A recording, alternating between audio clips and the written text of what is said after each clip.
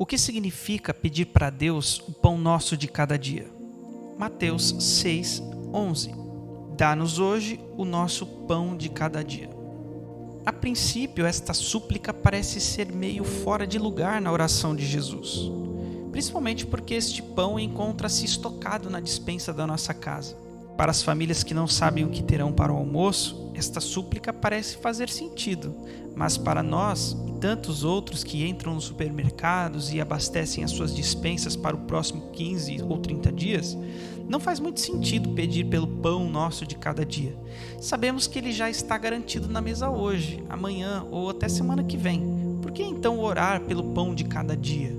Eu poderia minimizar nossa dificuldade dizendo que mesmo este pão já está garantido. É dádiva de Deus. Sei que é. Sim, sei que é.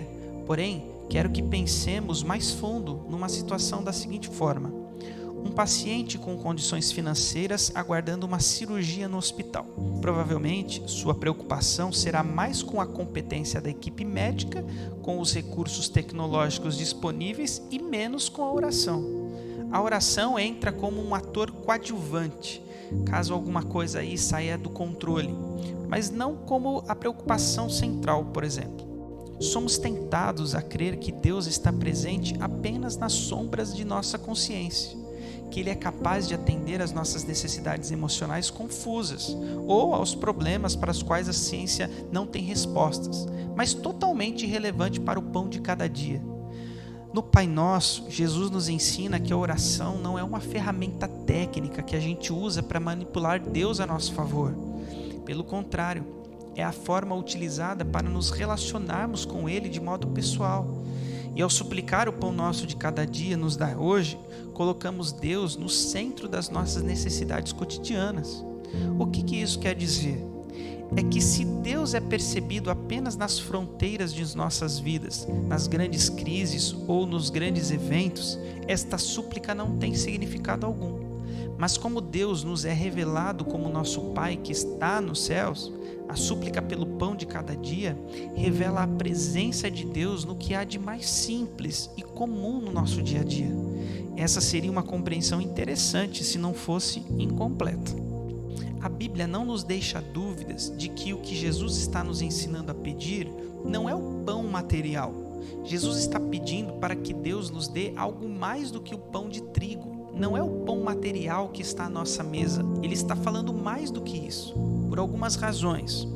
A primeira delas é que Jesus esteve em uma situação em que lhe faltou o pão. E quando lhe faltou o pão, Satanás chegou diante dele e disse: transforme pedras em pães, Mateus capítulo 4. E Jesus respondeu o seguinte: nem só de pão viverá o homem, mas de toda a palavra que procede da boca de Deus. Jesus está dizendo para nós que existe algo que nos satisfaz, que nos realiza, que nos dá a saciedade plena e que esse algo não é material, não é o pão que alimenta o corpo. Mais do que isso, ainda nesse capítulo 6 de Mateus, Jesus vai nos orientar dizendo que não devemos andar ansiosos com o que havemos de comer e vestir. Ele diz que quem se preocupa com o pão material é o pagão que não conhece a Deus. Então Jesus vai dizer assim para os discípulos: vocês não são assim. Vocês conhecem o Pai Celestial e vocês sabem que o Pai Celestial cuida dos passarinhos e das flores. Então, quanto mais Ele cuidará de vocês.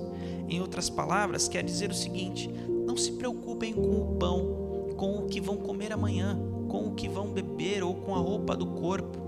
Não se preocupem com a substância material. Seria estranho se Jesus nos aconselhasse assim e ao mesmo tempo tivesse nos ensinado a pedir pão, apenas tão somente pão, o pão que come no dia. No entanto, no Evangelho de João, capítulo 6, em uma conversa com a multidão e seus discípulos, logo em seguida à grande multiplicação dos pães, Jesus diz que a verdade é que eles não estão o procurando porque viram os sinais miraculosos, mas porque eles comeram pães e ficaram satisfeitos. Daí ele diz o seguinte: não trabalhem pela comida que se estraga, mas pela comida que permanece para a vida eterna, o qual o Filho do Homem lhes dará. João 6, verso número 27. Aqueles homens questionavam Jesus: qual é esse pão da vida eterna então? De que pão o Senhor está falando? E Jesus responde, verso de número 32 ao 35. Não foi Moisés que lhes deu o pão do céu, mas o meu Pai é quem lhes dá o verdadeiro pão do céu. Pois o pão de Deus é aquele que desceu do céu e dá vida ao mundo. Eu sou o pão da vida, diz Jesus. No deserto, Deus mandava ao povo o maná, que na referência bíblica é o pão do céu. Só que na sexta-feira era recomendado a eles pegarem o maná em provisão dobrada, tanto para a sexta quanto para o sábado, porque no sábado eles não trabalhavam. Há uma interpretação que diz que Jesus estava ensinando seus discípulos a pedir o pão de Shabat, que seria o pão de amanhã, o legítimo pão do céu. Isso significa que o pão de Moisés nos sustentou por um dia, provisoriamente. O que nós queremos é o pão do Shabat, o pão da vida eterna. Por isso, a compreensão mais completa desta súplica é que Jesus está pedindo aqui a plenitude do Shalom de Deus, do reino de Deus. O que é o Shalom de Deus? É a fartura de tudo, a abundância de tudo para todos, é a saciedade plena. Compreendendo melhor, nós sabemos que tem gente que tem pão sobrando sobre a mesa, mas que tem um buraco na alma que não é saciado por nada. O que Jesus quer dizer com dá-nos o pão de cada dia é: não queremos muito pão, só queremos a experiência de estarmos satisfeitos. Porque tem gente que tem tudo e o tudo não é suficiente. Sabe, aquilo de uma pessoa ter tudo e não obstante ter tudo ainda lhe falta? É por isso que Jesus está dizendo: nem só de pão viverá o homem, nós temos o pão que se come. Nosso mundo é cheio de coisas, mas a nossa alma ainda tem fome. Então, entendemos que Jesus está pedindo essa experiência, de nós termos a possibilidade de vivermos tendo recebido de Deus o que nos é suficiente, aquilo que nos basta. Esta talvez seja a mesma oração que o rei Davi fez. O Senhor é o meu pastor e nada me faltará. Ou, o Senhor é o meu pastor e eu não preciso de mais nada. Isso quer dizer, eu estou absolutamente suprido. Salmo 23. O que Jesus estava nos ensinando a pedir é essa experiência de satisfação plena, de satisfação em Deus, que só Deus pode nos dar.